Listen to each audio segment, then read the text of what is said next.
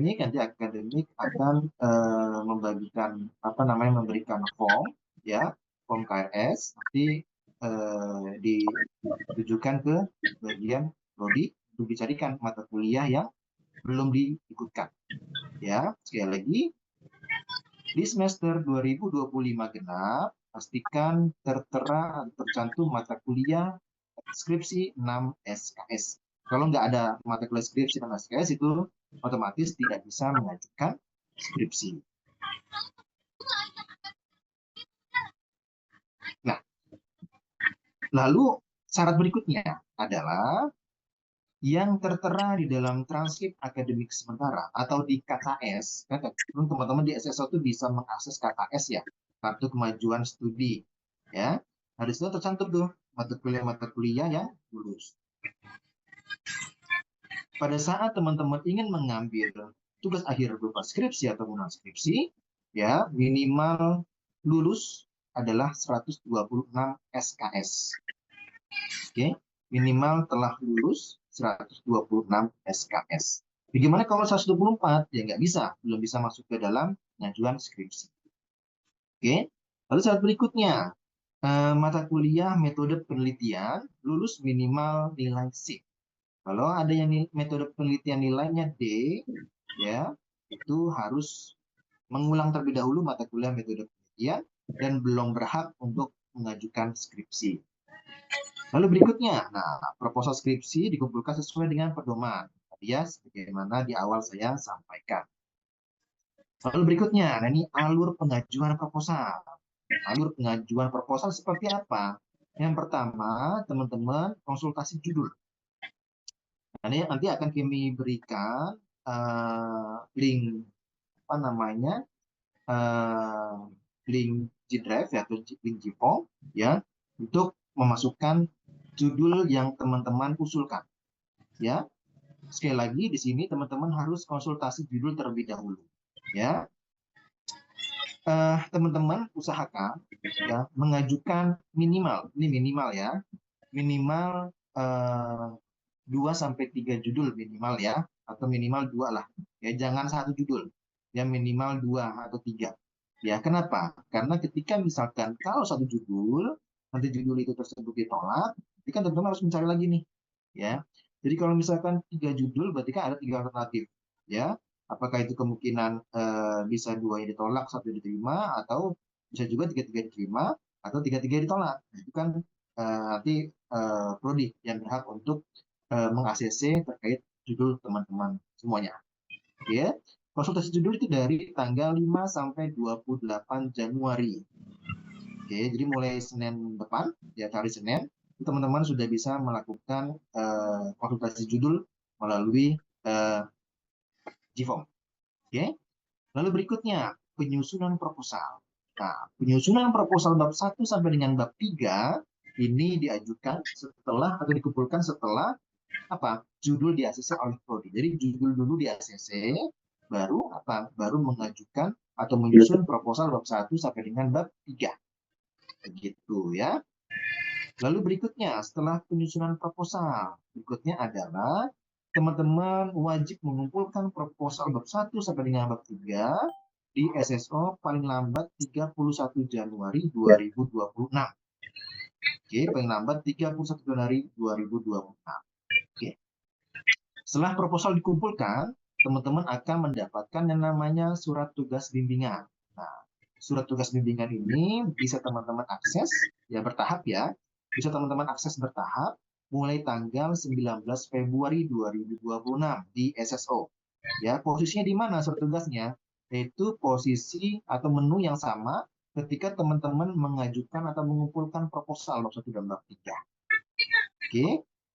Ya, ketika misalkan teman-teman mengumpulkan proposal, nanti ada statusnya tuh menunggu. Nah, itu nanti ketika misalkan ada surat tugasnya sudah diterbitkan, akan muncul file PDF-nya. Jadi sudah tidak ada lagi keterangan menunggunya. Gitu. Lalu estimasi sempro dan sidang. Sempro itu estimasi, ya, bukan pasti, tapi ini hanya estimasi. Sempro di bulan April 2026. Tahapan sempro seperti apa?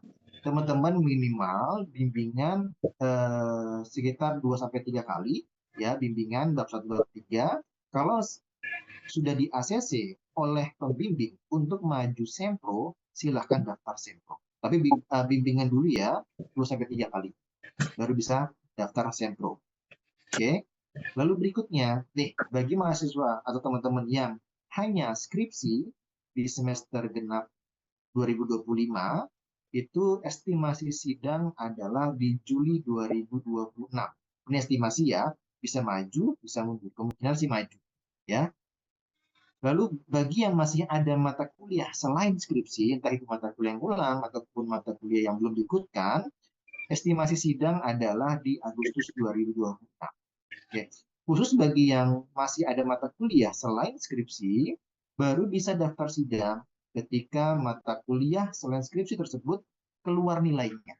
Berarti kan setelah UAS ya, setelah UAS keluar nilai itu baru bisa daftar sidang bagi yang masih ada mata kuliah seperti itu.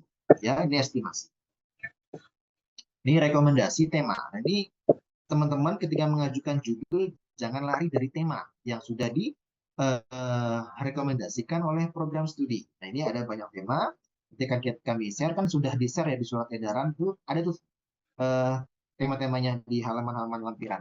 Nah, ini ya terkait prodi publik konsentrasi kebijakan dan diskusi perpajakan. Oke, ini mungkin bisa saya spill terkait judul-judul yang mungkin jarang diambil ya, terkait kepabianan itu jarang diambil ya oleh mahasiswa yang kelas pagi ya, jarang itu, tapi sering diambil oleh mahasiswa bea cukai ya. Lalu terkait pajak internasional itu jarang ya. Nah, ini teman-teman bisa dipilih. Nah, ketika teman-teman memilih tema, pastikan teman-teman mengerti ya. Pastikan teman-teman mengerti terkait tema yang akan teman-teman ambil. Misalkan seperti ini. Teman-teman mengerti nih terkait manajemen perpajakan. Ya udah, silakan teman-teman ambil terkait manajemen perpajakan. Lalu misalkan begini, teman-teman tidak paham atau tidak mengerti terkait pajak karbon, ya teman-teman jangan ambil terkait pajak karbon, gitu ya.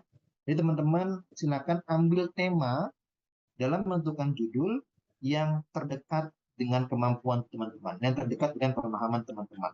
Teman-teman paham terkait tema tersebut, insya Allah cepat selesai. Ya, jangan ngambil tema yang susah, jangan ngambil tema yang teman-teman nggak paham, gitu ya. Dan sekali lagi silakan ambil tema atau ambil lokasi penelitian yang datanya gampang, diambil, ya. Jangan teman-teman ngambil data yang mungkin susah diambilnya. Itu akan menghambat skripsi teman-teman semuanya. Oke? Jadi ambil judul, ambil tema, ambil data yang terdekat dengan diri teman-teman semuanya. Oke, jangan terlalu rumit untuk ngambil datanya, biar cepat-cepat kelar semuanya. Ya, karena kan 2022 ini kalau selesai tepat waktunya itu di semester genap 2025. Jadi Juli atau Agustus itu selesai tepat waktu. Dan apa namanya? Selesai tepat waktu, ya. Kalau misalnya teman-teman selesai tepat waktu sesuai dengan jangka waktu yang sudah ditentukan, itu akan mendongkrak ya terhadap apa akreditasi program studi, akan berpengaruh ya. Nah, ini tema-tema yang bisa teman-teman ambil, ada banyak ya di sini. Nanti teman-teman silakan pilih saja. Ini terkait manajemen sektor publik MSP, ini tema-temanya ya.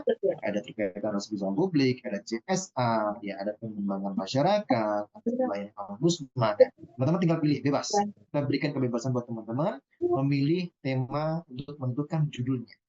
Oke. Nah, sekali lagi, usahakan teman-teman membuat judul atau tema ya dari apa? Kebijakan-kebijakan terbaru. Misalkan pemerintah mengeluarkan kebijakan baru apa nih? Itu teman-teman ambil. Jangan ambil kebijakan yang lama. Sudah pasti sudah usang ya.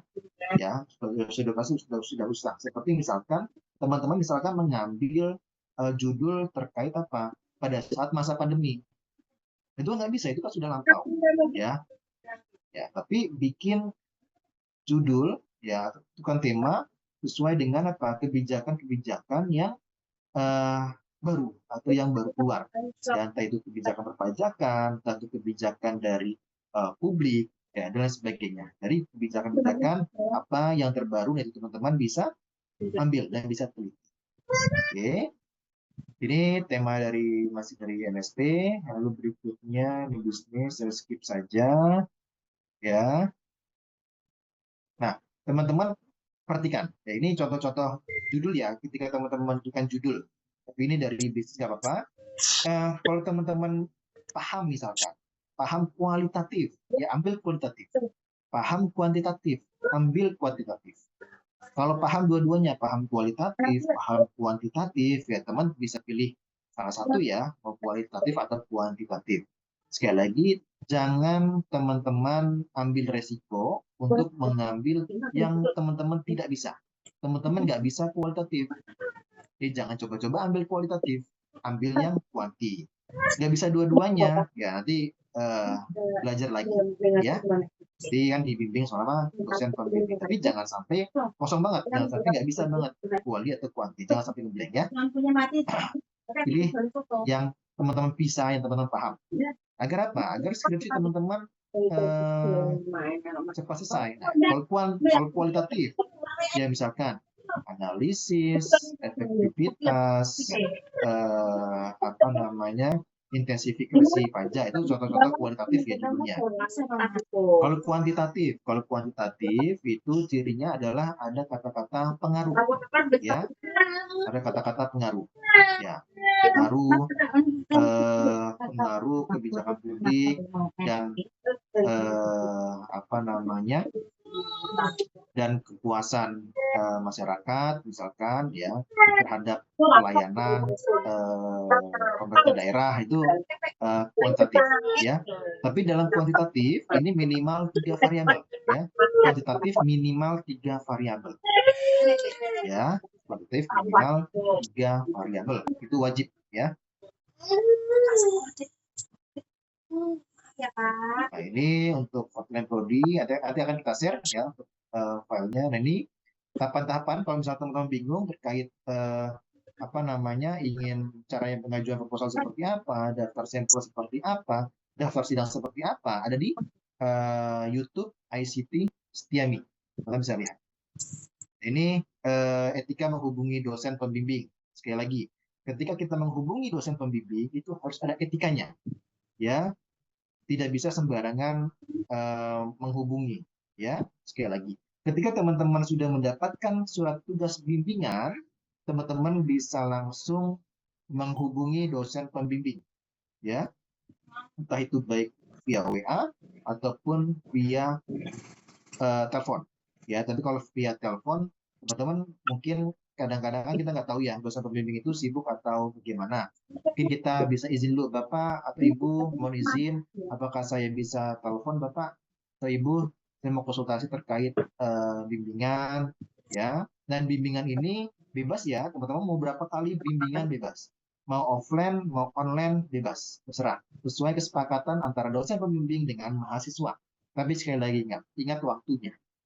Ya, jangan jam 11 malam, jam 12 malam WA dosen pembimbing. Ya. Lalu kalau misalkan tidak dibalas-balas nih dalam seminggu, ya coba di reminder lagi, di WA kembali. Ya. Gitu, siapa tahu WA teman-teman tenggelam gitu ya karena kesibukan dari dosen pembimbing. Oke, teman-teman semuanya, mungkin ini terkait skripsi. Nanti terkait non skripsi ini menarik nih. Ini akan disampaikan oleh Bu Eka. Nanti mungkin ada pendalaman dari non skripsi riset dari Pak Dwi Kora. Oke, ini pertanyaannya di belakang ya, diskusi di belakang ya. Oke, Bu Eka. Ya, Bang Farul. Oke, Bu Eka, dipersilakan Ibu, silakan. Oke, baik. Terima kasih Bang Farul, teman-teman semua. Bismillahirrahmanirrahim. Assalamualaikum warahmatullahi wabarakatuh. Tadi menarik sekali ya, sudah disampaikan oleh Bang Farul, Mas Farul, saya biasa manggil ya, Pak Farul, terkait dengan skripsi. Nah, kita sering sekali mendengar keluhan Mbak Eka, skripsi kok susah gitu ya.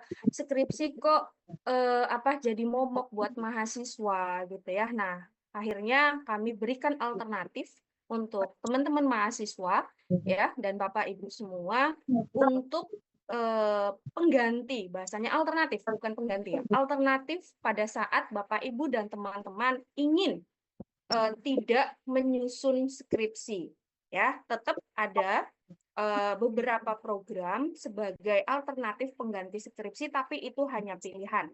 Nah, nanti penjelasan untuk program-program apa saja nanti akan dibantu oleh Papi, ya, Pak Dikora, terkait dengan nanti mekanismenya seperti apa. Nah, mungkin saya jelaskan terlebih dahulu ya, sama seperti kalau kita naik kendaraan ada jalan alternatif. Nah, kadang jalan alternatif ini bisa mempercepat, bisa memperlambat. Nah, gitu ya, sama seperti non-skripsi. Karena Recording ini in sifatnya progress. adalah alternatif, jadi teman-teman nanti pertimbangkan mau ngambil yang mana. Karena setiap program ini dia memiliki konsekuensi. Sama yang tadi saya sampaikan ya, jalan alternatif itu ada yang muter, karena misalnya mungkin fungsinya adalah untuk menghindari kemacetan, ada yang fungsinya untuk memperpendek jarak. Sama, kalau teman-teman kira-kira, saya bisa nih, monggo silahkan. Tapi kalau kira-kira tidak memungkinkan, jangan dipaksakan. Sama seperti tadi Mas Farul menyampaikan, kalau teman-teman menguasai terkait dengan tema atau topik tertentu, silahkan diambil. Nah, kalau tidak menguasai, jangan coba-coba karena itu akan memperlambat proses skripsi dan non-skripsi teman-teman.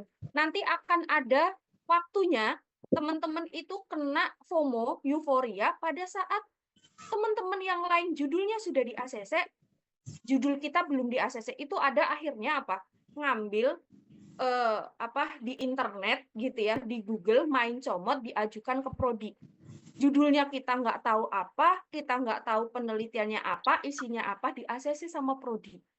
Nah, itu yang sering terjadi oleh teman-teman mahasiswa terkait dengan judul. Jadi nanti mohon untuk dipertimbangkan teman-teman mau ngambil skripsi atau non skripsi karena ini adalah alternatif atau pilihan, gitu ya. Baik, saya share screen dulu.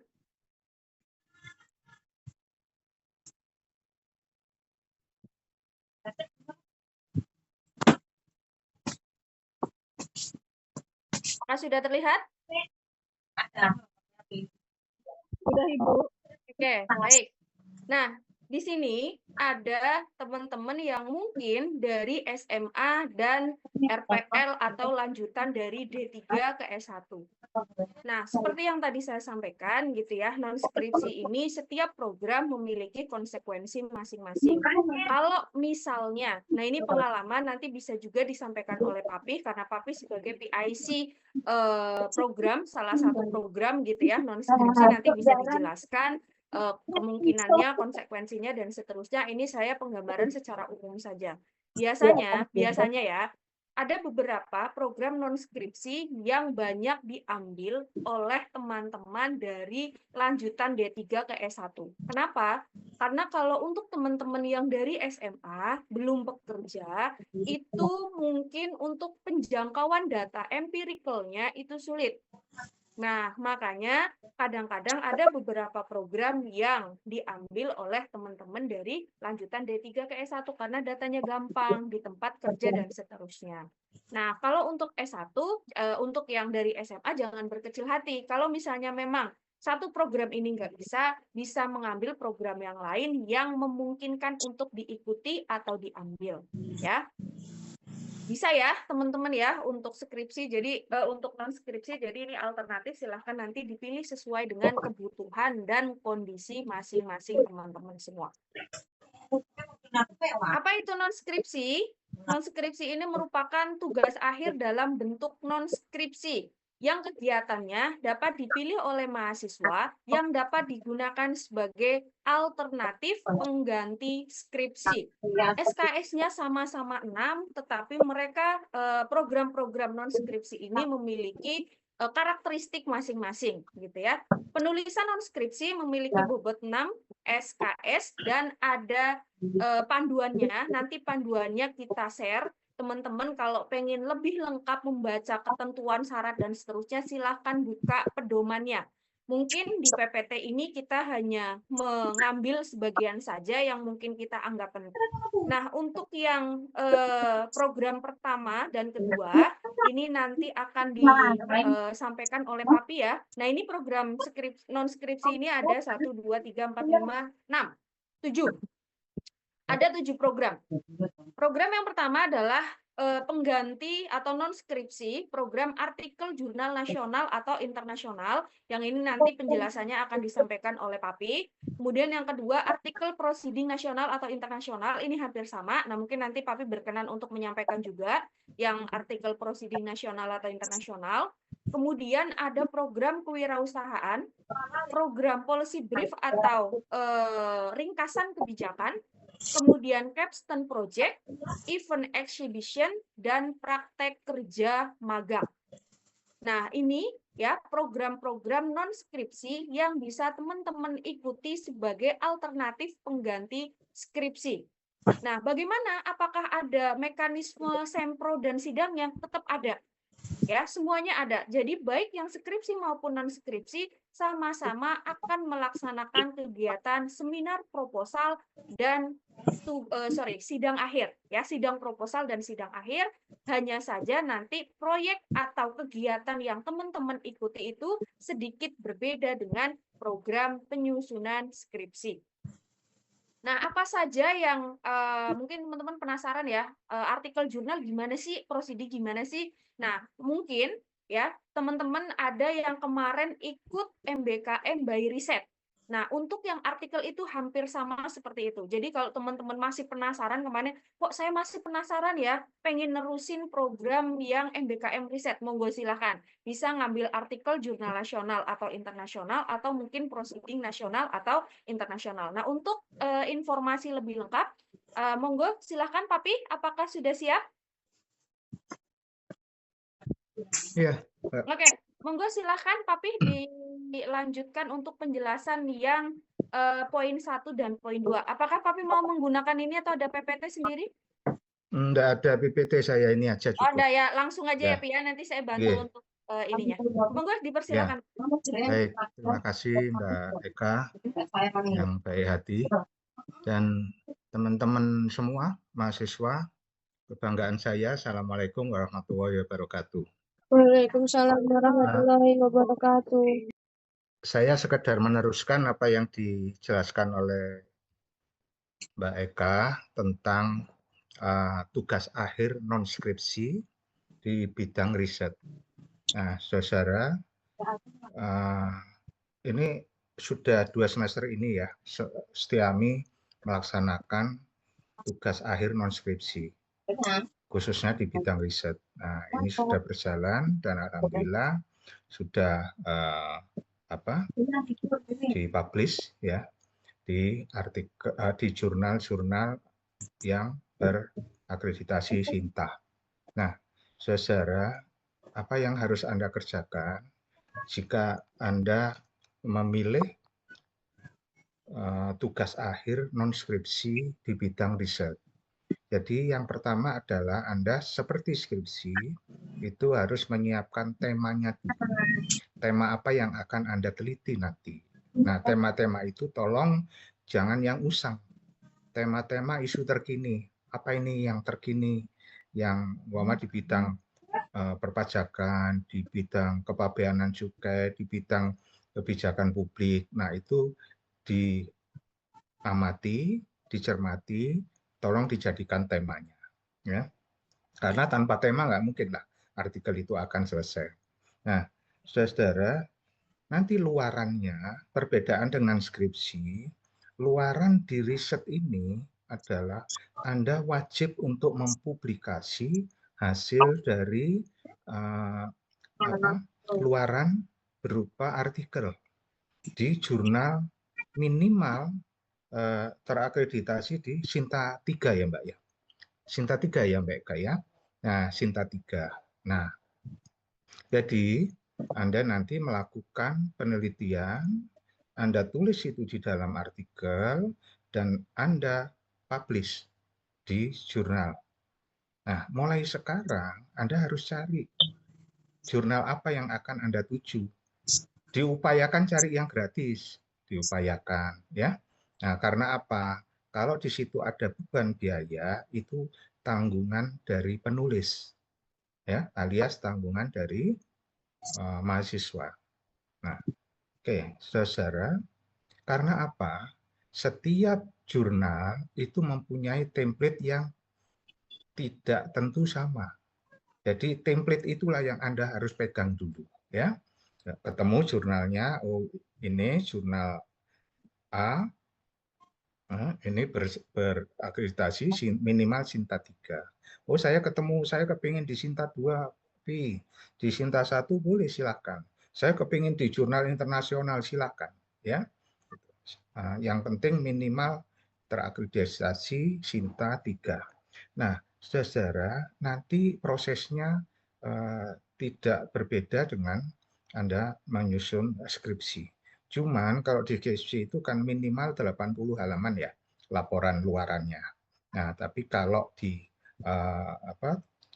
TA non skripsi di bidang riset ini itu tidak sampai 80 untuk laporannya. Jadi ada tiga luaran, 3 hal yang harus Anda lakukan nanti, yaitu membuat laporan penelitian, dan laporan itu diringkas dalam artikel, dan artikel itu harus dipublish di jurnal minimal terakreditasi Sinta 3. Ya. Nah, pada saat sidang akhir nanti, itu Anda akan diminta laporan risetnya. Selain publikasinya, itu juga laporan riset. Nah, itu yang akan diujikan nanti. Nah, laporan akhir berupa artikel, publikasi, itu tentunya lama waktunya, ya. Nah, itu minimal Anda mendapatkan namanya LOA, Letter of Acceptance. Jadi lembar surat persetujuan untuk dipublikasi. Itu sudah cukup, ya. Itu sebagai syarat sidang akhir nanti. Nah, saudara, tadi Ibu Eka sudah menerangkan bahwa ada 2 macam, yaitu artikel jurnal nasional dan artikel proceeding ya. Proceeding. Apa bedanya? Kalau proceeding, kalau artikel yang nasional dan internasional ini seperti yang saya utarakan tadi. Jadi Anda mempunyai tema, Anda teliti dengan pendekatan metode penelitian yang silakan Anda pilih. Tolong tadi sudah dijelaskan oleh Mas Fahrul bahwa Anda pilih pendekatan yang metode yang benar-benar Anda kuasai. Anda jangan sekali-sekali memilih metode kuantitatif kalau Anda nggak mengerti. Ya, ini malah bahaya nanti. Ya, pada saat sidang Anda ditanya hipotesis itu apa? Wah, nggak tahu. Ya. Terus koefisien determinasi itu apa? Oh, nggak tahu lah, malah repot ya. Itu. Jadi tolong dikuasai, ambil yang pendekatan penelitian yang benar-benar Anda kuasai. Nah, saudara, kalau yang tadi yang diterangkan oleh Bu Eka maupun saya terangkan tadi bahwa Anda melakukan riset, Anda tuangkan dalam laporan riset, ya, dalam proposal bab 1 sampai 3 sama isinya, nanti diseminarkan, dan setelah itu maksudnya seminar proposal ya, bukan seminar yang lazim itu. Terus yang kedua nanti Anda tuangkan itu diringkas di dalam satu artikel, bukan jurnal tapi artikel, ya. Nah, artikel manuskrip ini yang Anda cari jurnalnya, ya, cari jurnal. Nah, terus kalau sudah ketemu jurnal yang saya bilang tadi, cari template-nya, ya. Sistematika penulisannya di tiap jurnal itu tidak harus sama, sering berbeda. Nah, itu yang Anda harus sesuaikan, ya. Nah, dan itu harus dipublish. Nah, saudara, itu tanpa harus ada Anda presentasikan di dalam seminar resmi yang ada audiensnya. Nah, kalau hasil penelitian Anda itu Anda bentukkan dalam suatu artikel dan Anda ini misalnya Setiami itu mengadakan seminar nasional. Anda ikut di situ, Anda sampaikan hasil penelitian Anda. Nah, itu nanti akan ini yang dimaksud akan dikumpulkan dari beberapa presenter itu dan dijadikan satu, itulah namanya proceeding, ya. Dan itu mungkin bisa lebih cepat. Cuman lamanya nunggu kapan ini ada seminar gitu.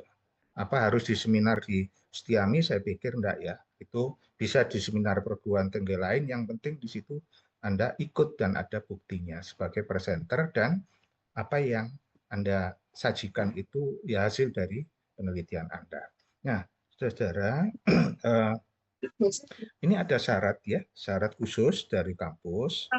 Bagaimana Anda bisa memilih kegiatan riset tugas akhir non skripsi, ya, yaitu yang pertama ini tentu saja harus aktif ya, mahasiswa aktif di semester berjalan. Yang kedua adalah terdaftar mengikuti program publikasi ilmiah, dan ini kalau Pak Farul mengatakan metode penelitian, mata kuliah metode penelitian minimal dapat C, tapi kalau khusus untuk riset ini disyaratkan minimal dapat B+. Ya, itu. Jadi yang mendapat C mohon maaf, yang C+, yang B pun mohon maaf tidak bisa, ya. Ini karena peraturannya sudah begini ya. Yang B+ dan A silahkan kalau Anda memilih artikel tugas akhir non skripsi di bidang riset. Nah, di saudara, saya pikir bukan hal yang susah ya. Kalau Anda memang benar-benar kepingin nanti melakukan riset ini, dimulai dari sekarang. Sekarang Anda cari, yang penting dapat temanya dulu, dan googling, dan research, dan search mencari jurnal-jurnal. Di UJS itu banyak, Anda cari jurnal-jurnal nasional, cari yang Sinta 3, ya, akreditasinya. Nah, itu kalau sudah ada. Yang susah itu nanti nyari jurnalnya, gitu ya. Apalagi kalau cari jurnal yang gratis ya, Mbak Eka ya, itu sudah susah, waktunya lama, gitu. Nah itu yang mulai sekarang harus Anda perhatikan, ya. Nah, nanti Anda juga akan dibimbing oleh dua pembimbing, ya, pembimbing utama dan pendamping. Jadi ada beberapa syarat ini, ya, yang secara umum adalah penyusunan artikel jurnal menyesuaikan kaidah penulisan jurnal yang dituju. Ya, tadi yang saya bilang, apa yang Anda lakukan? Sekarang cari jurnal, dan jurnal itu dilihat yang pertama Sinta 3 minimal, dan yang kedua cari template-nya, ya, sistematika penulisan di jurnal itu, ya, Anda pegang itu. Karena penyusunan artikel manuskrip di jurnal harus menyesuaikan template yang ada di jurnal tersebut, ya.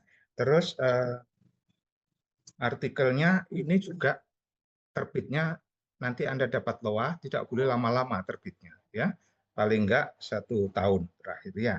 Mahasiswa nanti di artikelnya itu bisa menjadi penulis pertama atau menjadi penulis korespondensi, ya, itu. Jadi nanti kalau ada dosennya, ya dosennya sebagai penulis kedua atau penulis ketiga, ya. Oke, sudah. Ini artikel diterbitkan pada jurnal berakreditasi minimal Sinta 3, tadi sudah saya jelaskan. Jadi kira-kira itu ya, saudara. Jadi apa yang bisa membuat Anda cepat untuk menulis skripsi maupun non skripsi ini adalah semangat yang pertama, ya.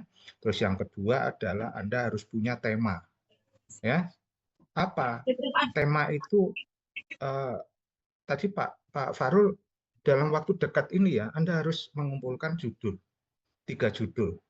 Nah, ini biar cepat Anda itu tolong pesan dari saya, peganglah 3 hal ya, biar cepat. Yang pertama Anda cari tema, yang kedua teori pendukungnya nanti apa yang membackup ya, pisaunya nanti yang membedah penelitian Anda itu, teorinya, dan yang ketiga lokusnya ya. Misalnya beberapa kali saya sampaikan contohnya begini ya. Maaf Mbak Eka ya, saya sedikit biar teman-teman nanti nggak bingung. Biasanya terus tadi bilang minta tolong di Google atau di AI itu ya, judul udah itu, tapi pada implementasinya nggak ngerti. Nah itu yang nanti teman-teman malah repot. Contohnya begini nih ilustrasinya. Saya setiap ke kampus pusat itu naik motor, saya titipin di tempat parkir di sekitar stasiun di Bekasi. Nah, saya tidak mendapatkan karcis yang terprovokasi oleh Susi yang di plong-plong itu perforasi ya, minimal itu ada perforasi yang harus saya bayar dan itu menjamin bahwa itu akan di-store ke Bapenda. Nah, itu kan satu masalah. Ya, ada gap, ada research gap di situ. Nah, itu jadi apa? Temanya adalah pajak parkir atau retribusi parkir. Nah, yang kedua menentukan teori. Teori apa yang akan saya pakai untuk mendukung ini?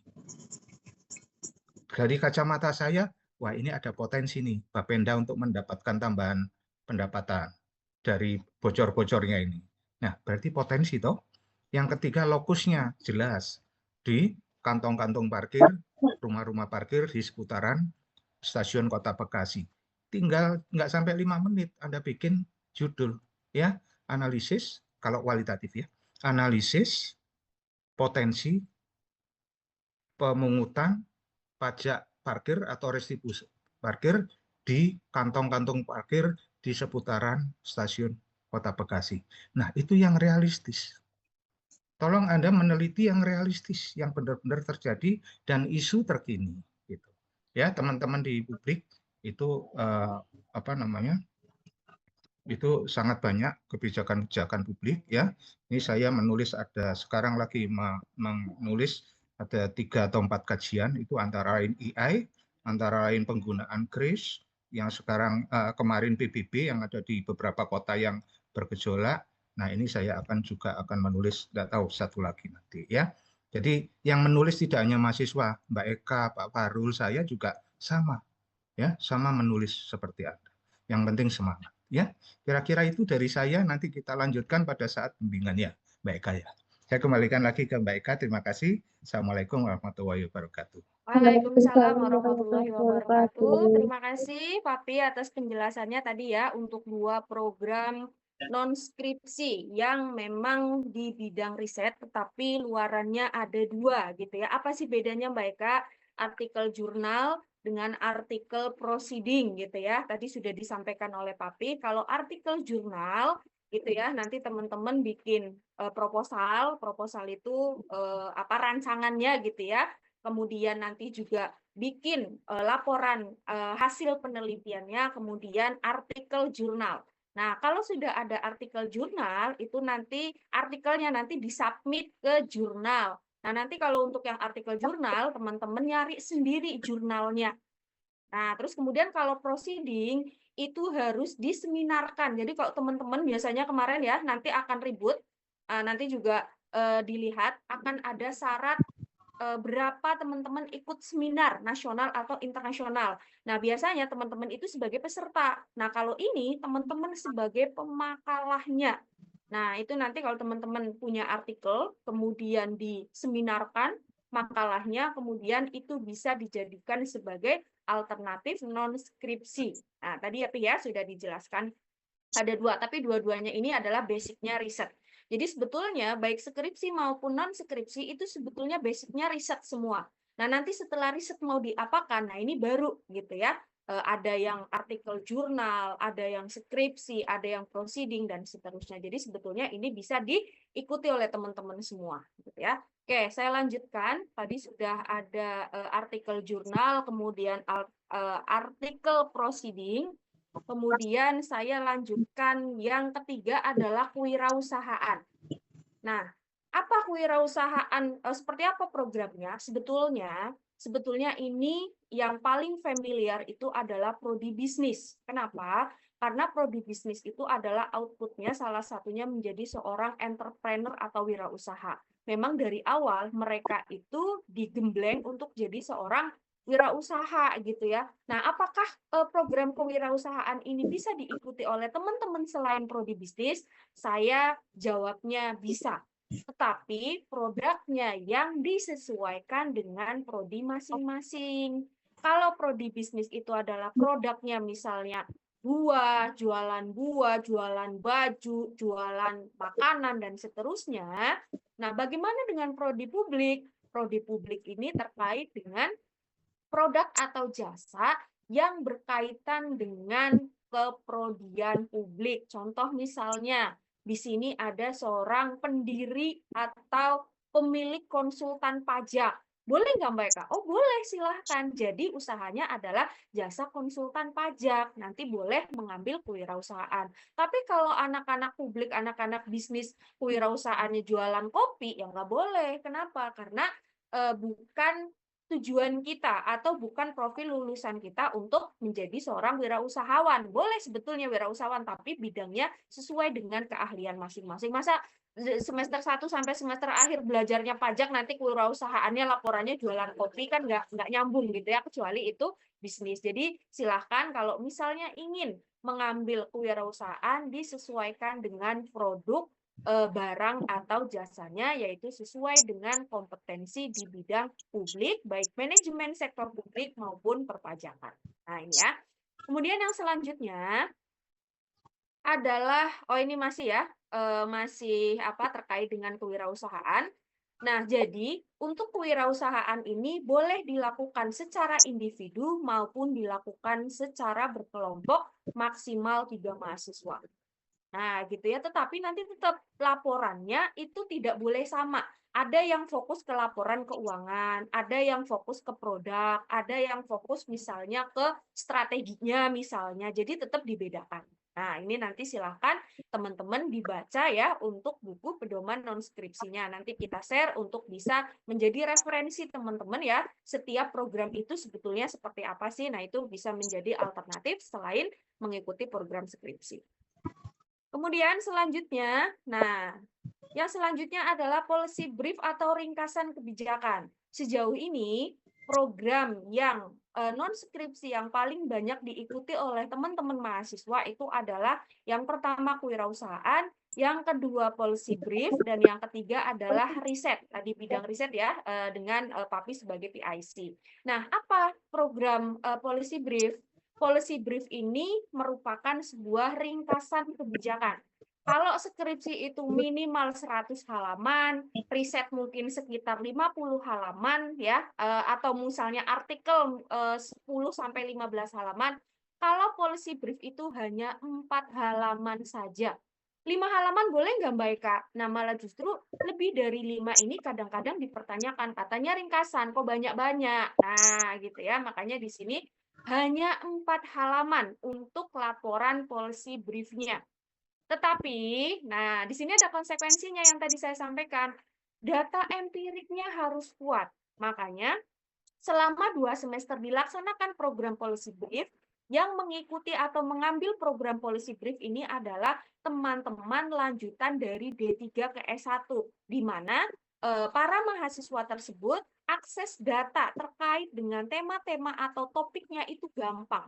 Biasanya diambil dari kantor masing-masing. Contoh yang paling banyak itu dari Kementerian Keuangan ya, Bea Cukai dan KPP.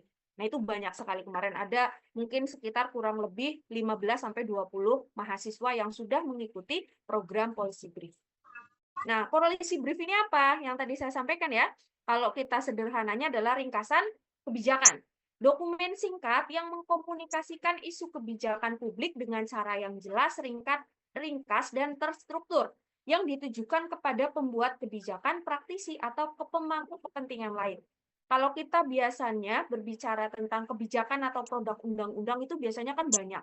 Nah, makanya kita buat seringkas mungkin sehingga para pemangku kepentingan yang mungkin punya waktu sedikit, dia bisa langsung baca seluruh kebijakannya. Jadi ini adalah tantangan dari para pembuat policy brief gitu ya, bagaimana caranya 4 halaman ini bisa memuat keseluruhan aspek dari kebijakan yang dianalisis.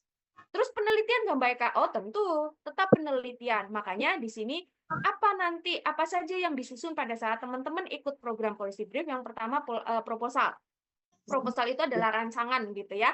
Sama seperti yang lain, riset, jurnal, artikel proceeding, itu juga ada proposalnya. Harus ada temanya.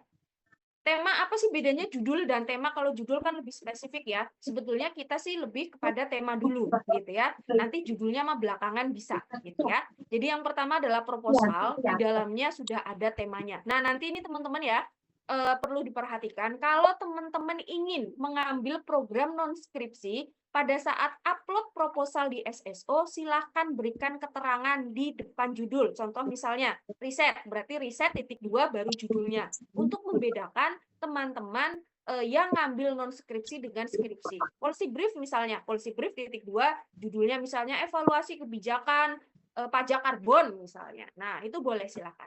Nah, biasanya kalau policy brief ini tidak terikat dengan teori. Ya, ini lebih terikat dengan data. Makanya tadi saya sampaikan ya, untuk policy brief tantangannya adalah harus ada data. Nah, makanya diambil oleh teman-teman yang memang akses datanya gampang. Kemudian laporan hasil tetap membuat ya, sama seperti riset tadi, tidak setebal skripsi. Kalau skripsi tadi sampai minimal 100 halaman gitu ya, kalau bisa lebih. Nah, kalau yang non skripsi ini kurang lebih sekitar 30 sampai 50 halaman. Nah, yang ketiga adalah dokumen policy brief yang 4 halaman itu. Jadi proposal dan laporan hasil, kalau proposal itu rancangannya, laporan hasil itu nanti meneruskan proposal. Sebetulnya yang dibuat oleh teman-teman mahasiswa itu hanya 2. Ya, yang pertama adalah laporan hasil penelitian atau risetnya atau studi lapangannya, kemudian yang kedua adalah dokumen policy brief-nya. Nah, kemudian syarat-syaratnya apa saja? Gampang syaratnya gitu ya. Mahasiswa aktif dan mendaftarkan diri untuk program policy brief. Nah, ini syaratnya gampang sekali. Teman-teman bisa mengikuti semuanya ya, tetapi dengan catatan tadi kalau bisa yang akses datanya gampang. Ketentuan khususnya diajukan harus berfokus pada kebijakan yang relevan dengan keilmuan program studi masing-masing. Prodi bisnis ada nggak yang ngambil policy brief mereka? Ada, tapi dia kemarin ada satu ngambil tentang kebijakan ekspor impor di Pelindo. Nah, itu kan juga masih terkait dengan bisnis. Nah, kalau yang pajak ya silahkan, bea cukai ya monggo silahkan ya, ekspor impor, kemudian kemarin ada yang apa sih itu? Ya, monggo. Kemudian mengikuti pelatihan penyusunan policy brief yang diadakan oleh Institut Stiami. Nah, ini sebetulnya tentatif. Awalnya memang kemarin bagi teman-teman yang mengikuti policy brief akan dilakukan pelatihan, tetapi biasanya kalau hanya misalnya yang ikut sedikit kan kita tidak memungkinkan gitu ya. Makanya ini sebetulnya tentatif. Nah, pelatihan ini juga sebetulnya ditujukan untuk peningkatan kompetensi teman-teman semua. Nah, nanti kalau misalnya memang ada ya monggo ikut, kalau tidak ada ya silahkan berkonsultasi langsung dengan para dosen pembimbing. Nah, ini ya untuk policy brief. Kemudian yang selanjutnya adalah capstone project. Nah, capstone project ini sebetulnya memang inisiasinya bukan dari prodi publik, ya, bukan dari VIA, tapi di FISMA. Tetapi bagaimana dengan para mahasiswa VIA? Apakah boleh baik bisnis maupun publik? Boleh, gitu ya. Nah, capstone project ini sebetulnya lebih kepada kita mengerjakan project-project tertentu. Makanya di sini project based gitu ya. Nah, seperti apa? Nah, ini saya contohkan saja ya, langsung ya. Ini ada beberapa contoh yang saya buat untuk beberapa prodi. Contoh bidang publik, apa yang harus dikerjakan oleh teman-teman MSP? Contoh teman-teman ada kasus tentang digitalisasi layanan desa terkait dengan penerapan e-government-nya. Nah, kemudian setelah dianalisis ada indikasi masalah proses administrasi di kantor desa masih manual. Kemudian di sini juga memakan waktu lama dan sering terjadi penumpukan warga. Solusi atau program yang harus teman-teman ikuti atau yang harus teman-teman buat adalah mahasiswa merancang sistem informasi pelayanan desa berbasis web atau WhatsApp bot. Nah, ini yang harus dilakukan. Ya, jadi teman-teman nanti merancang sebuah aplikasi. Nah, perancangan inilah yang nanti teman-teman susun atau teman-teman lakukan. Nah, apa yang dihasilkan? Kalau tadi Papih adalah submit di jurnal gitu ya. Kemudian policy brief itu adalah laporan policy brief 4 halaman. Kalau ini adalah prototipe aplikasi atau contoh aplikasinya, panduan penggunaan untuk perangkat desa SOP-nya, dan hasil uji coba efisiensi waktu layanan sebelum dan sesudah adanya efisiensi. Nah, ini yang harus dilakukan. Contoh misalnya gitu ya. Nah, kemudian bidang pajak juga sama. Misalnya di sini ada teman-teman ingin mengambil tentang pengembangan alat bantu edukasi perpajakan. Setelah dianalisis ada indikasi bahwa kesadaran masyarakat masih rendah. Contohnya di kalangan Gen Z. Kalau misalnya fokusnya di Gen Z atau mahasiswa, karena dianggap terlalu rumit dan membosankan misalnya.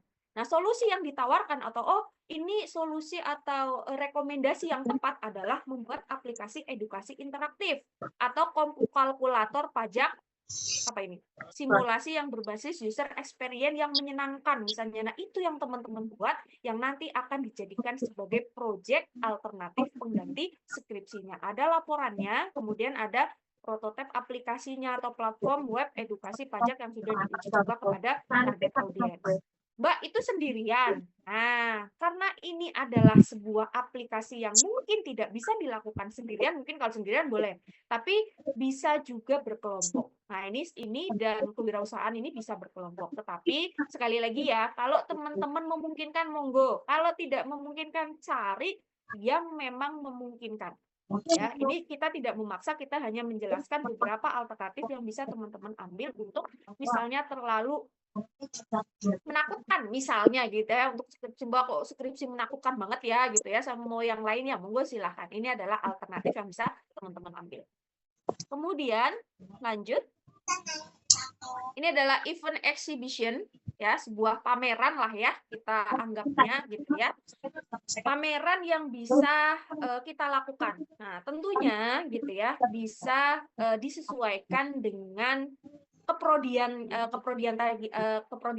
tadi ya, baik produk maupun jasanya. Kalau pajak terkait dengan pajak, kalau MSP manajemen sektor publik ya terkait dengan jasa-jasa misalnya sebuah kebijakan atau apa dan lain sebagainya. Nah, ini bisa bentuknya pameran, kemudian juga workshop, kemudian seminar atau expo hasil karya mahasiswa. Nah, ini juga bisa dilakukan secara berkelompok, tetapi tetap nanti mereka memiliki tema masing-masing. Ada yang fokusnya misalnya ke acaranya atau misalnya fokusnya kemana dan seterusnya. Jadi tidak satu untuk semua itu tidak, tapi mereka memiliki berbagai macam fokus gitu ya. Fokus dalam menganalisis sebuah objek atau melakukan sebuah proyek gitu ya. Nah, ini event exhibition. Nah, ini juga sebetulnya inisiasinya bukan dari prodi publik, ini dari prodi yang sebelah gitu ya. Tetapi kalau misalnya ada yang teman-teman berminat, monggo silahkan. Kemudian yang terakhir, ini adalah program terakhir, praktek kerja atau magang. Nah, ini ada beberapa serba-serbi praktek kerja atau magang. Kalau teman-teman kemarin ikut MBKM program atau Setiami Berdampak program magang, yang pertama adalah harus ada MOU-nya. Tetapi nanti pada saat magang itu kadang tidak sesuai dengan bidang keprodiannya. Nah, itu kemarin seperti itu ya. Ini berbeda ya. Jadi yang ditekankan di sini adalah harus sesuai dengan bidang keprodiannya. Terus harus MOU enggak? MOU boleh, enggak juga boleh. Dengan ketentuan kegiatan magang dilaksanakan minimal 4-6 bulan. Nah, di dalam teman-teman magang itu ada tema-tema tertentu. Contoh misalnya Mbak Susi Hardiani magang di misalnya kantor konsultan pajak misalnya. Nah, itu laporannya tidak hanya kegiatan-kegiatan yang dilakukan, tetapi ada tema-tema khusus misalnya bagaimana perencanaan pajak yang dilakukan oleh konsultan pajak tersebut dalam meminimalisir beban pajak misalnya. Itu ada tema-tema tertentu sehingga dia akan lebih fokus. Ya, walaupun memang nanti di gambaran umumnya ada logbooknya dan seterusnya itu dilakukan ditulis kegiatan-kegiatan dilakukan, tetapi diharapkan ada tema-tema khusus yang diusung atau yang diambil untuk mengetahui sebetulnya seperti apa sih kasus-kasus perpajakan yang ada di dunia kerja atau di dalam masyarakat. Kemudian tadi ya, relevan dengan bidang studi masing-masing, pajak-pajak, publik-publik, tentunya instansinya juga harus sama. Adanya tema spesifik yang akan digunakan dalam penyusunan proposal dan laporan magang. Ini yang tadi saya sampaikan ya, tidak hanya kegiatan laporan magang saya di sana ngapain aja itu tidak, tetapi ada tema-tema yang menjadi analisis teman-teman semua. Kemudian proposal kegiatan magang dan laporan magang, dan ini juga nanti akan dipresentasikan baik dalam seminar proposal maupun sidang tugas akhir. Nah, ini serba-serbinya. Kemudian syaratnya mendaftar sebagai mahasiswa aktif institusi kami, terdaftar ya. Kemudian IPK-nya tidak 3,5, tidak mengambil mata kuliah lain selain mata kuliah non skripsi di semester berjalan. Ya, jadi untuk yang non skripsi itu kami harapkan tidak ada mata kuliah yang sedang dikerjakan. Jadi full non skripsi atau skripsi saja. Karena takutnya itu nanti akan mengganggu proses mekanisme penyusunannya. Kalau skripsi monggo silakan. Jadi kalau masih ada teman-teman mahasiswa yang ada mata kuliah mengulang atau mata kuliah tambahan dan seterusnya, selain skripsi atau non skripsi silakan ambil skripsi. Nah, untuk yang non skripsi ini silakan teman-teman ambil untuk mahasiswa yang tinggal skripsi saja semester depan. Kemudian telah menempuh mata kuliah metodologi penelitian dengan minimal C dan minimal B untuk mata kuliah pokok keahlian program studi yang relevan dengan bentuk tugas akhir non skripsi magang. Nah, ini ya. Jadi kita masih bisa untuk syarat C ya untuk metodologi penelitian. Tapi ada syarat-syarat mata kuliah pokok misalnya terkait dengan perpajakannya kalau pajak, terkait dengan kepublikannya kalau publik, untuk teman-teman bisa mengikuti kegiatan program magang karena ini sesuai dengan kompetensi masing-masing prodi yang cukup berbeda pada saat pelaksanaan magang di program MBKM. Oh ya, satu lagi ya, kalau bisa nanti gitu ya, itu tidak di tempat kerja sendiri, sama seperti MBKM kemarin ya, tidak di tempat kerja sendiri tetapi di tempat kerja yang lain. Nah, ini ya. Silahkan untuk informasi lebih lanjut bisa buka pedoman non skripsi yang nanti akan di-share oleh bagian prodi untuk menjadi pegangan teman-teman semua. Baik, mungkin itu ya. Jadi, mereka kok lebih gampang skripsi sih ya? Monggo silahkan. Itu pertimbangan dari teman-teman semua gitu ya. Jadi nanti pada saat skripsi silahkan istirahatlah jika lelah, tapi jangan berhenti. Ingat ada senyum orang tua teman-teman semua yang ingin kamu saksikan pada saat namamu dipanggil di hari wisuda. Jadi ya sekali lagi untuk para pejuang skripsi tetap semangat, baik skripsi maupun non skripsi sama saja, sama-sama mudah kalau sudah tahu triknya. Nanti kalau ingin mengetahui lebih konsultasi lebih jelas, mungkin lebih lengkap, bisa bertemu langsung dengan Papi untuk program riset dan proceeding, kemudian untuk untuk program-program yang lain nanti bisa bertemu dengan saya di Prodi Administrasi Publik. Insya Allah Papi dan saya ya sering nongkrong di Prodi ya Pi ya, Mas Fahrul juga sama, jadi silakan teman-teman kalau misalnya ingin berkonsultasi lebih lanjut terkait dengan program non skripsi. Baik, mungkin itu yang bisa saya sampaikan terkait dengan penjelasan non skripsi, kurang lebihnya saya mohon maaf. Terima kasih. Assalamualaikum warahmatullahi wabarakatuh. Saya kembalikan lagi ke Mas Fahrul. Terima kasih. Oke, baik. Terima kasih Ibu Eka. Terima kasih Pak Dwi Korah. Gimana teman-teman? Menarik bukan? Terkait yang skripsi. Ini mungkin teman-teman hal baru ya, mungkin ada hal baru terkait tugas akhir skripsi ataupun non skripsi. Jadi kami berikan kebebasan buat teman-teman semua. Jadi kami berikan kebebasan buat teman-teman semua untuk memilih. Silakan memilih skripsi ataupun non skripsi. Ya, ingat. Kalau yang udah milih non skripsi, ya nggak bisa pindah ke skripsi. Ya, yang udah bikin skripsi, ya upayakan jangan pindah ke non skripsi. Jadi teman-teman harus fokuskan komitmen terhadap pilihan teman-teman semuanya. Jadi teman-teman silahkan istiharo, teman-teman bisanya di mana, skripsi ataupun non skripsi, silahkan dipilih salah satu. Jadi nanti ketika pengajuan judul, teman-teman mohon dikasih keterangan non skripsi kalau misalkan teman-teman pilih non skripsi. Kalau teman-teman pilih skripsi ya silakan tulis skripsi. Oke, kita langsung diskusi saja teman-teman semuanya. Jika ada yang ingin ditanyakan ataupun hal yang mungkin belum paham gitu ya, silakan ditanyakan. Kita diskusi santai saja. Silakan teman-teman semua. Ada yang ingin ditanyakan? Silakan.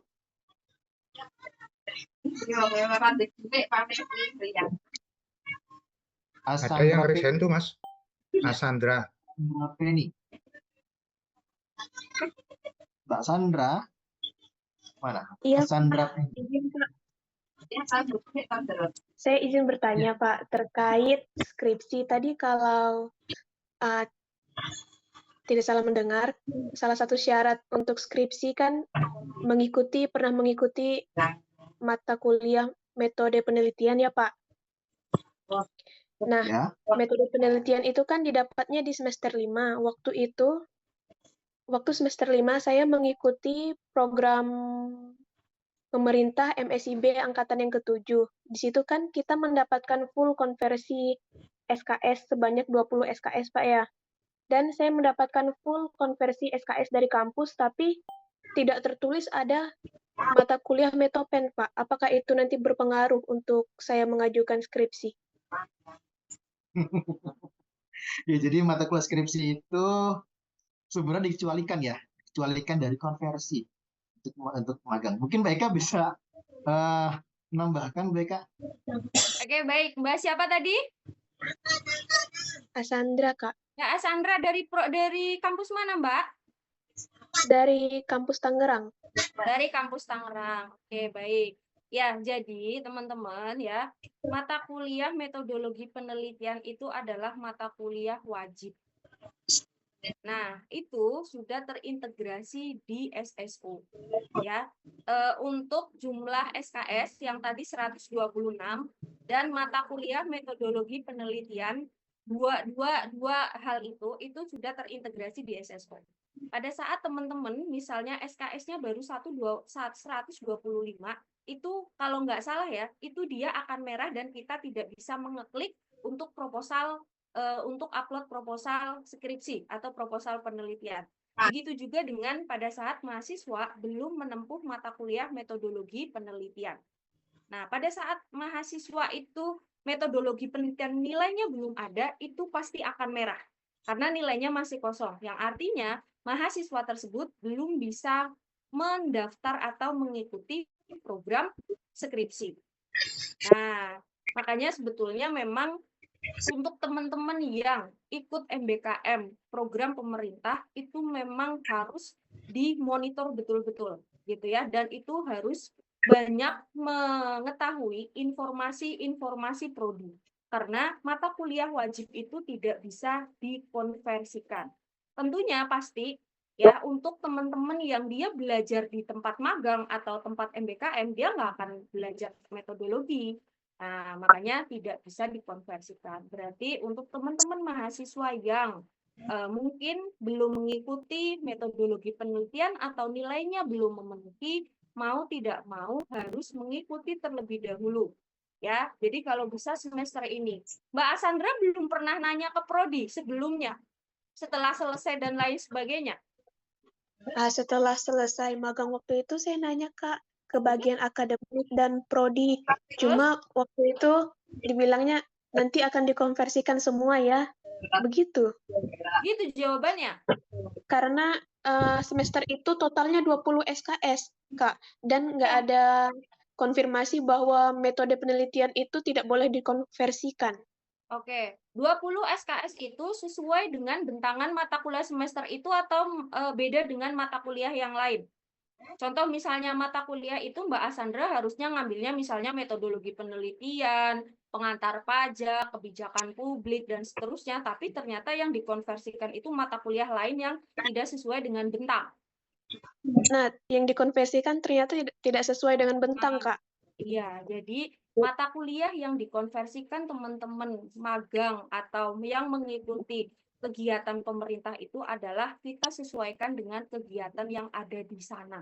Tidak kita sesuaikan dengan mata kuliah yang terbentang. Kalau teman-teman di sana misalnya mengerjakan apa sih namanya itu? Misalnya mengerjakan tentang marketing, mengerjakan tentang penjualan misalnya ya kita akan konversikan mata kuliah yang sesuai dengan kegiatan di sana. Makanya sebetulnya gitu ya untuk teman-teman yang MBKM, makanya kita apa ya kayak pantau betul gitu, jangan sampai nanti ada mata kuliah yang kelewat. Kemarin ada yang seperti itu, tetapi lapor ke prodi pusat, akhirnya dia ikut di semester selanjutnya. Misalnya semester itu dia tidak ada mata kuliah, baik kan gimana? Ya udah, nanti mata kuliah 1 kita tukar dengan mata kuliah metodologi penelitian. Mata kuliah yang ditukar itu nanti bisa diikuti atau misalnya kita sesuaikan dengan konversinya. Nah, ini Mbak Asandra ini kami tidak apa sih namanya tidak mendapatkan informasi. Nanti coba kita cek lagi terkait dengan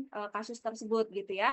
Apakah memang tadi ada miskomunikasi atau seperti apa? Karena untuk teman-teman yang MBKM memang kita cek atau misalnya kalau kan kadang-kadang kita tidak kadang di handle oleh kampus masing-masing ya.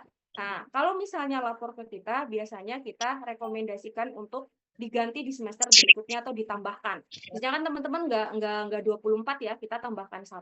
Atau misalnya kalau sudah full ya, kita ganti 1 mata kuliah dengan dengan metodologi penelitian. Kalaupun misalnya sekarang Mbak Asandra ingin mengupload proposal, kemungkinan tidak bisa karena memang mata kuliahnya masih kosong nilainya karena belum diikuti. Nanti kita cek lagi ya Mbak Asandra, kita confirm ke kampus Tangerang ya. Akademiknya biasanya komunikasinya dengan siapa? Dengan Pak Rofi'i, Ibu. Oh, dengan Pak Rofi'i ya. Mbak Sandra dari SMA berarti? Iya, betul, Ibu. Kemarin program yang diikuti apa? MSIB, magang berdampak. Yang sekarang jadi magang berdampak, Ibu.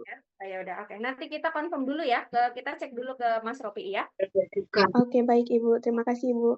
Oke, kemudian yang selanjutnya, silahkan teman-teman cek SKS-nya. Sudah 138 apa belum? Bagi mahasiswa yang tinggal skripsi, silahkan cek jumlah SKS mata kuliahnya 138. Jangan sampai teman-teman semester ini ngambil mata kuliah skripsi, tapi SKS-nya belum 138. Kenapa? Kalau nanti teman-teman mau sidang, SKS lulusnya belum 138, teman-teman tidak akan bisa sidang. Terus mereka kalau misalnya ada mata kuliah mengulang gimana? Skripsi plus mata kuliah mengulang. Mata kuliah yang sudah diikuti dijumlahkan semua, ditambahkan dengan SKS yang mengulang. Itu jumlahnya sudah 138 apa belum? Nah, silakan teman-teman dicek masing-masing ya. Ini untuk warning ya. Ini mumpung masih di awal semester, jangan sampai teman-teman mau sidang SKS-nya kurang. Nah, kemudian juga yang dihitung itu yang nilainya minimal C. Jangan yang nilainya D atau nilainya E dihitung, jangan. Jadi silakan teman-teman hitung mata kuliah yang nilainya minimal C itu jumlahnya berapa. Kalau jumlahnya kurang dari 138, silakan konsultasikan ke akademik atau tanya ke temennya.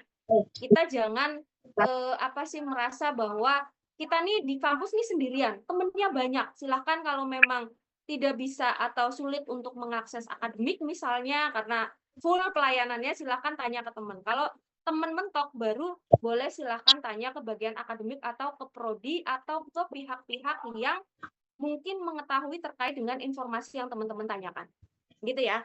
Mungkin itu dari saya, Mas Farul. Baik, terima kasih Bu Eka. Itu ya Mbak Sandra ya. Oke, ada yang lain? Silakan. Apakah ada yang ingin bertanya kembali? Rusli, Mayadi. Ya, baik Pak, izin Bapak Ibu dan sekalian. Apakah suara saya terdengar? Dengar. Oh ya, izin Bu, izin bertanya terkait dengan skripsi by project Bu, terkait dengan penyusunan policy brief di file yang Ibu share itu Bu, terkait dengan luaran policy brief itu kan harus unggah policy brief di website institusi atau media sosial institusi, kemudian sidang akhir dengan melibatkan para pengambil kebijakan yang diterbitkan dalam policy brief. Nah, itu tuh apakah memang seperti itu, Bu? Jadi si policy brief kita tuh harus ada di websitenya institusi yang kita tuju, dan harus ada perwakilan dari instansi pada saat nanti kita sidang, Bu, izin. Oke, baik. Terima kasih Mas Rusli. Sebetulnya idealnya seperti itu, idealnya. Tapi karena ini baru pilot project angkatan yang ketiga ini, jadi memang belum sampai kepada tahap itu. Jadi sementara untuk hasil policy brief ya, berkas atau dokumen policy brief yang sudah disusun oleh teman-teman mahasiswa sementara masih kita kumpulkan. Rencananya kalaupun misalnya tidak diupload di web yang bersangkutan ya, atau misalnya di Kementerian Keuangan atau di KPP-nya, kita akan kumpulkan dan kita rencananya akan membuat portal sendiri untuk hasil karya teman-teman yang sudah mengikuti program policy brief. Nah itu ya, jadi memang sejauh ini belum sampai ke sana, tapi kemungkinan nanti ke depan arahnya ke sana.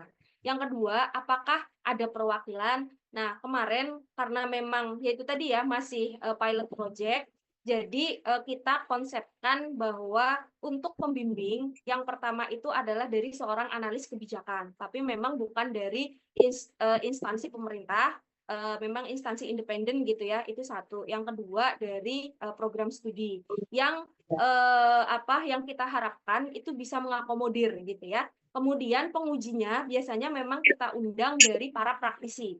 Nah, jadi memang belum membawa dari tadi ya dari pihak-pihak atau instansi yang tadi yang bersangkutan dalam penyusunan prosedurnya itu belum, tapi keterwakilan dari para praktisi di bidang kebijakan-kebijakan publik. Jadi memang kita udah set seperti itu. Ini takutnya kemarin memang kita idealnya seperti itu, tapi takutnya akan memakan waktu lama sehingga kita desain untuk beberapa periode ke depan kita belum sampai tahap itu, tapi nanti ke depan kemungkinan akan seperti itu. Jadi tenang aja teman-teman ya yang ingin mengambil policy brief. Jadi untuk policy briefnya belum diupload di web, jadi masih tetap kita akomodir dulu di internal kampus. Kemudian yang kedua untuk pihak dari instansi yang bersangkutan itu juga kami belum belum ke sana, masih para praktisi di bidang analis kebijakan. Itu sih Mas Rusli. Jadi bisa dan bisa memungkinkan untuk teman-teman ikuti. Siap. Izin, Bu. Izin mungkin satu lagi, Bu, Ya, terkait silakan. dengan timeline-nya itu apakah disamakan juga dengan yang skripsi, Bu? Misalnya pemilihan judul mulai dari tanggal 5 sampai 28, kemudian nanti ada seminar proposal di bulan April dan sebagainya, Bu. Oke, ya baik. Semua program baik skripsi maupun non skripsi itu kita samakan mekanisme dan alurnya. Jadi terkait dengan tanggal-tanggal tersebut silakan teman-teman bagi yang mengikuti skripsi atau non skripsi ikuti, karena takutnya nanti meleset, kasihan pada saat penerbitan SK gitu ya teman-teman belum dapat karena baru nguploadnya di akhir. Mungkin yang kami minta adalah pada saat nanti upload ke SSO, karena biasanya di angkatan bulan Maret atau angkatan genap itu yang ngambil skripsi satu angkatan semua. Jadi akan banyak sekali. Kalau tidak ada keterangan di proposal atau di berkasnya skripsi atau non skripsi itu kita akan kesulitan. Makanya tadi saya sampaikan kalau misalnya riset tulis aja di proposal atau di judulnya riset *2 judul. Policy brief juga sama, policy brief *2 policy brief. Nah, begitu juga pada saat pengajuan judul gitu ya. Pengajuan judul di sini ini bukan berarti kita boleh dan tidak boleh, sebetulnya itu tidak, tetapi memfilter pada saat yang pertama jenuh. Yang kedua, kita tidak akan mungkin misalnya tadi Papi menjelaskan tentang mekanisme pemungutan pajak parkir. Ternyata banyak nih diadopsi oleh teman-teman mahasiswa. Kan nggak mungkin kita semua misalnya di sini ada 60 mahasiswa kita ACC semua yang mengajukan pajak parkir, itu tidak. Misalnya kalau sudah ada 3 atau 4 tentang pajak parkir kita stop. Nah, makanya nanti di keterangan pengajuan judul kita bilang silakan lanjut ACC bab 3, yang artinya itu silakan teman-teman lanjut. Kalau kita sudah bilang judul sudah jenuh, nah itu berarti teman-teman silakan nyari tema yang lain. Atau misalnya di situ ada keterangan judul sudah jenuh, saran bla bla bla. Nah, itu adalah bentuk dari masukan kami untuk teman-teman semua. Kalau misalnya masih dalam atau ingin mengambil tema tersebut, ini loh ada yang belum jenuh atau ada yang masih memungkinkan. Nah, ini sarannya. Nah, itu boleh. Kalau di situ sudah ada saran, boleh bisa langsung diikuti oleh teman-teman semua. Nah, gitu ya. Itu nanti terkait dengan mekanisme pengajuan judul. Nah, gitu. Nanti bisa diperhatikan oleh teman-teman semua. Begitu, Mas Rusli. Siap, terima kasih Bu. Ya, sama-sama. Oke, silakan yang lainnya. Ada pertanyaan kembali. Oke, Adi Saputra. Izin bertanya. Silakan, Mas Adi Saputra. Ya, Pak, izin bertanya, Pak. Silakan.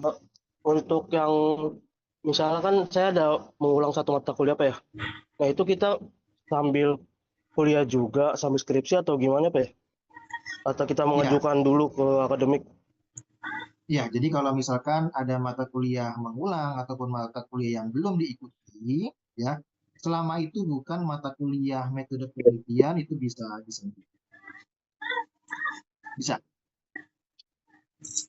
Kita ngajuin ke akademik dulu apa udah otomatis di SSO-nya, Pak? Kita ajukan dulu. Oke, Jadi baik, Pak. masnya Terima kasih, bisa Pak. akademik ataupun ke prodi, ya. Jadi apa namanya, ada praKRS nanti. Ya, nanti ditulis di situ sama mata kuliah. Jadi mata kuliah yang diulang apa, lalu bawahnya itu mata kuliah skripsi, nanti di KRS di SSO-nya cantum itu mata kuliah yang diulang sama mata kuliah skripsi. Tapi nanti untuk deadline sidangnya, daftar sidangnya setelah nilai mata kuliah tersebut keluar ya, baru bisa daftar sidang. Gitu. Tapi untuk sempronya sama, Pak, jadwalnya, Pak? Sempro bisa, bebas kalau sempro mah. Yang penting sidangnya, yang nggak bisa tuh sidangnya. Harus nunggu nilai keluar. Bapak, terima kasih, Pak. Oke. Jadi siapa yang mau nanya tadi? Dea Nanda. Mbak Dea, silakan. Bapak izin bertanya, kalau misalnya kan seminar wajib, Bapak. Nah, seminar wajibnya itu ada minimal berapa kalinya nggak, Pak, untuk sidangnya itu, Bapak? Terima kasih, Bapak. Oke. Untuk seminar wajib, sebagaimana yang sebelumnya sudah kami infokan, itu minimal 2 seminar wajib bebas ya. Mau nasional, mau internasional, bebas. Atau mau mix nasional atau internasional. Yang terpenting diselenggarakan oleh Institut Setiami. 2 ya, bahasa Dea. Baik, Bapak. Terima kasih. Oke. Silakan yang lainnya. Apakah ada lagi? Silakan. Atau cukup? Nanti tinggal teman-teman berpikir mau ambil apa nih temanya. Ya, nanti kan akan kita share nih untuk materinya melalui KA-nya masing-masing. Nanti akan kami share beserta nanti linknya untuk pengajuan judulnya. Oke. Oke, ada lagi atau cukup biar teman-teman bisa konsen terhadap pemilihan judulnya? Ya, kalau Izin teman-teman bertanya, Pak. Siapa nih, Hovifah? Iya, di sini kan untuk konsultasi judul itu dari tanggal 5 sampai 28 Januari. Terus Ya. sedangkan pengumpulan proposalnya itu maksimal sampai 31 Januari. Itu berarti untuk nyusun bab 1 sampai 3-nya cuma sebulan atau gimana, Pak?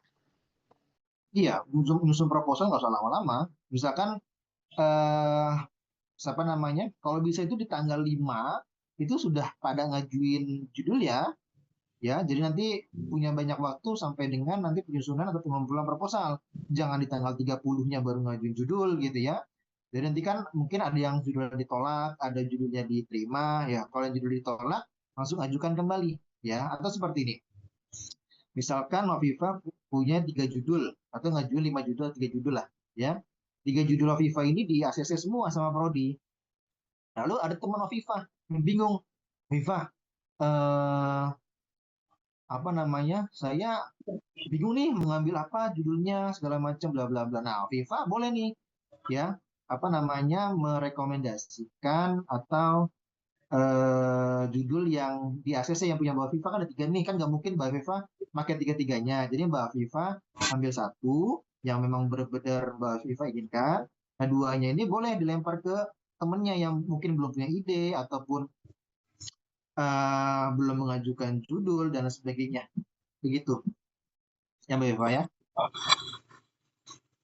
Baik, terima kasih, Pak. Oke. Masih ada Bagas, Mas Bagas? Siap, ya, izin Pak, izin bertanya. Kan tadi sebelumnya kan disarankan untuk Suaranya pemilihan kurang judul. jelas, Mas. Kurang kencang. Halo, terdengar tidak? Silakan. Izin Pak, kan tadi sebelumnya pas awal-awal disarankan untuk memilih judulnya kan yang datanya itu gampang dicari ya Mas ya. Nah itu untuk supaya kita dapat judul yang gampang dicari data itu ada trik-triknya gitu nggak sih Mas? Ya, Masnya dari apa nih? MSP atau pajak? MSP. MSP, Mas Bagas misalkan cari. Kan banyak tuh ya. Kayak Google, masa bisa mencari kebijakan publik terbaru, misalnya terkait apa, ya? Atau Mas Bagas sudah kerja atau belum? Belum Mas. Belum. Kalau Mas Bagas cari dan kita kan informasi ini sebenarnya kan sudah terbuka lebar ya, mau itu lewat Google ataupun platform yang lainnya. Mas Bagas cari kebijakan terbaru Pemda misalkan apa, kebijakan terbaru pemerintah pusat apa. Nah itu silakan Mas Bagas angkat gitu ya, dan sambungkan dengan tema yang ada. Misalkan kebijakan daerah yang berkaitan dengan apa temanya yang sudah kita tentukan. Nah itu kan bisa ya. Tapi sekali lagi ya, kalau misalkan nanti teman-teman ya, saya yakin mungkin teman-teman ada yang menggunakan ChatGPT mungkin ya, ada yang untuk mencari judul. Nah, nggak apa-apa.